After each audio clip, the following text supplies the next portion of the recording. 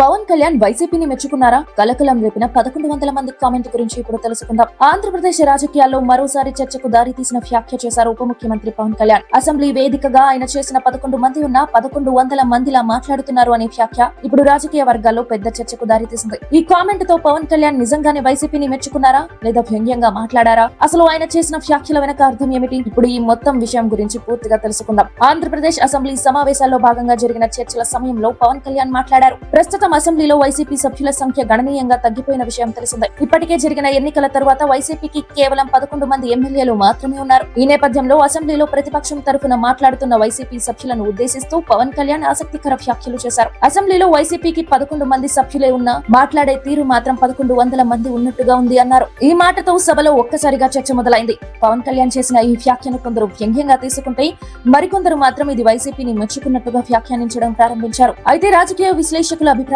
మాత్రం మరోలా ఉంది. పవన్ కళ్యాణ్ అసలు ఉద్దేశం వైసీపీని ప్రశంసించడం కాదని, వారి గోల ఎక్కువగా ఉందని సెటైర్ వేయడమని చెబుతున్నారు. అంటే సభ్యులు తక్కువ మంది ఉన్నా సభలో మాత్రం చాలా పెద్ద సంఖ్యలో ఉన్నట్లు మాట్లాడుతున్నారని ఆయన సూచించారని అంటున్నారు.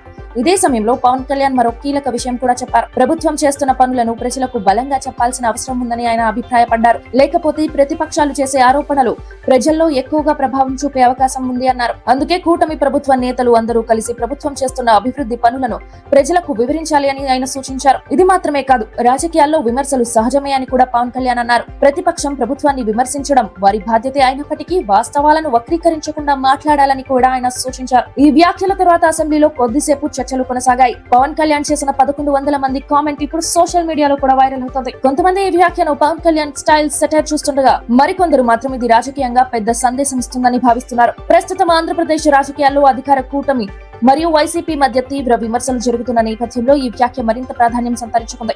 ఇక ముందు రోజుల్లో ఈ వ్యాఖ్యపై వైసీపీ నేతలు ఎలా స్పందిస్తారు అనేది ఆసక్తికరంగా మారింది.